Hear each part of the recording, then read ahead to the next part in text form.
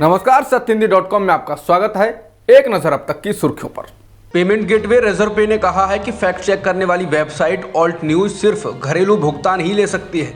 Reserve पे ने कहा कि विदेशी मदद हासिल करने के लिए फॉरेन कंट्रीब्यूशन रेगुलेशन एक्ट यानी कि FCRA से मंजूरी जरूरी होती है।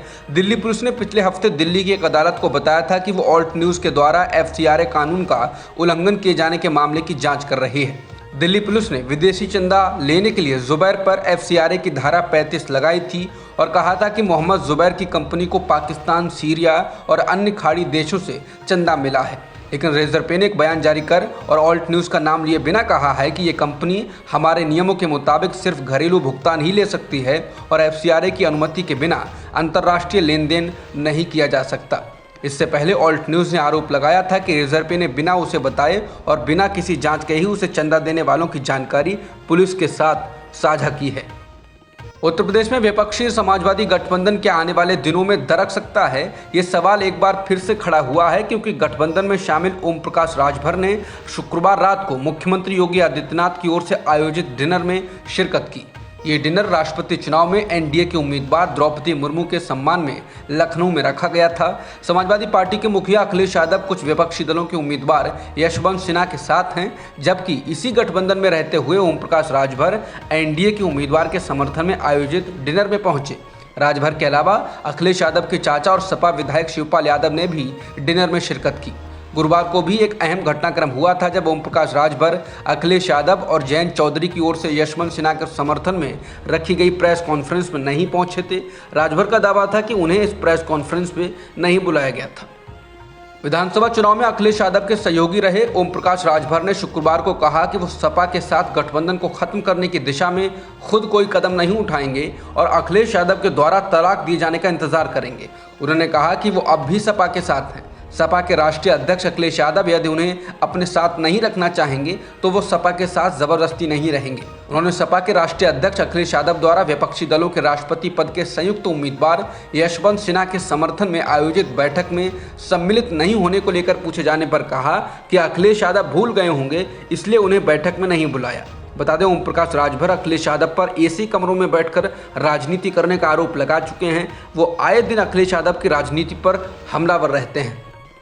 महाराष्ट्र के मुख्यमंत्री एकनाथ शिंदे और डिप्टी देवेंद्र फडणवीस आज प्रधानमंत्री मोदी और भाजपा प्रमुख JP नड्डा से मिलने वाले हैं। ये मुलाकात नई गठित सरकार में मंत्रिपरिषद के गठन से पहले हो रही है। शिंदे और फडणवीस ने 30 जून को तत्कालीन मुख्यमंत्री उद्धव ठाकरे के खिलाफ बड़े पैमाने पर विद्रोह के बाद पदभार ग्रहण किया था। शिंदे और फडणवीस राष्ट्रपति रामनाथ कोविंद और उपराष्ट्रपति M वेंकैया नायडू से भी शिष्टाचार मुलाकात कर सकते हैं। इससे पहले शुक्रवार को दोनों नेताओं ने गृह मंत्री अमित शाह से मुलाकात की थी। समझा जाता है कि उन्होंने भाजपा और शिंदे के नेतृत्व वाले शिवसेना गुट के बीच पावर शेयरिंग फॉर्मूले पर चर्चा की। शाह ने शुक्रवार रात ट्विटर पर कहा कि मुझे विश्वास है कि नरेंद्र मोदी के मार्गदर्शन में आप दोनों ईमानदारी से लोगों की सेवा करेंगे और महाराष्ट्र को विकास की नई ऊंचाइयों पर ले जाएंगे।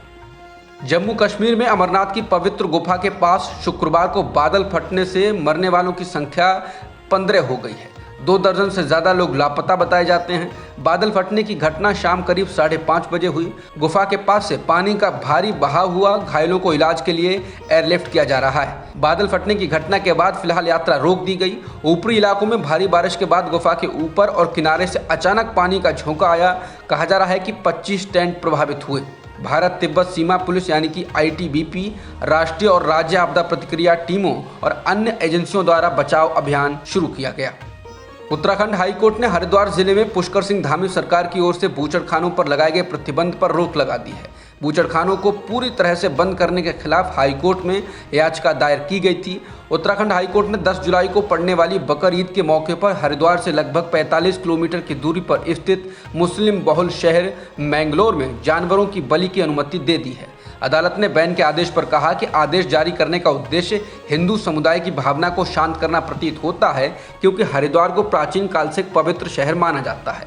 हाईकोर्ट ने कहा कि हालांकि हमारे विचार में उक्त आदेश एक पूर्ण प्रतिबंध के तरीके से मैंगलोर शहर जैसे क्षेत्रों पर भी लागू होता है जहां बहुसंख्यक आबादी मुस्लिम है और ये हरिद्वार से लगभग 45 किलोमीटर की दूरी पर स्थित है। हाईकोर्ट ने कहा कि बकरीद के दिन भी ये बैन अनुचित लगता है। मुख्य न्यायाधीश विपिन सांघी और न्यायमूर्ति रमेश चंद्र खुल्बे ने यह आदेश जारी किया। हाईकोर्ट ने कहा कि इसलिए हम 10 जुलाई को पड़ने वाली बकरीद के अवसर पर मैंगलोर शहर में सरकारी आदेश पर रोक लगाते हैं। हाईकोर्ट ने कहा कि इस दिन मैंगलोर शहर के निवासी जानवरों की बलि बूचड़खानों के परिसर के भीतर दे सकते हैं। बता दें कि मार्च 2021 में हरिद्वार के सभी इलाकों को बूचड़खाना मुक्त घोषित कर दिया गया था। मशहूर कारोबारी एलोन मस्क ने शुक्रवार को ऐलान किया है कि अब वो ट्विटर को खरीदे जाने की डील को रद्द कर रहे हैं। इसके पीछे उन्होंने वजह ये बताई कि ट्विटर फेक अकाउंट्स के बारे में जानकारी देने में फेल रहा है। ये डील 44 अरब डॉलर की थी और अप्रैल महीने में इसे लेकर ट्विटर और मस्क के बीच में समझौता हुआ था।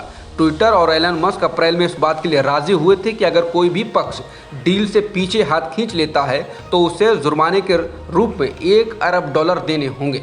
ट्विटर के चेयरमैन ब्रैड टेलर ने कहा है कि कंपनी एलन मस्क के इस डील से पीछे हटने की वजह से उनके खिलाफ कानूनी कार्रवाई कर सकती है। एलन मस्क ने इससे पहले भी इस सौदे से पीछे हटने की चेतावनी दी थी। अब ट्विटर और मस्क के बीच में लंबी कानूनी लड़ाई हो सकती है और इस लड़ाई के जीतने के लिए दोनों ही पक्ष जोर लगाएंगे। लेकिन अगर मस्क ने 1 अरब डॉलर की रकम दे दी तो फिर मामला अदालत में नहीं जाएगा। ब्रिटेन में कंजर्वेटिव पार्टी में बगावत और ब्रिटेन के प्रधानमंत्री बोरिस जॉनसन के इस्तीफे के बाद अब ब्रिटेन के पूर्व वित्त मंत्री ऋषि सुनक ने प्रधानमंत्री पद के लिए अपनी उम्मीदवारी की घोषणा कर दी है। सुनाक ने ट्वीट कर अपनी दावेदारी की घोषणा की और कहा कि आइए विश्वास बहाल करें, अर्थव्यवस्था को दोबारा मजबूत करें और देश को एकजुट करें। बता दें जॉनसन के इस्तीफे के बाद पार्टी के नए नेता का चुनाव होगा जो देश के प्रधानमंत्री का पद संभालेगा। बता दें सुनाक ब्रिटेन के वित्त मंत्री का पद संभालने वाले भारतीय मूल के पहले राजनेता हैं और अगर वो प्रधानमंत्री बनते हैं तो ब्रिटेन के पीएम बनने वाले वो पहले भारतीय मूल के नेता भी होंगे। अब तक की खबरों में इतना ही। बाकी खबरों के लिए बने रहिए सत्यहिंदी.com के साथ।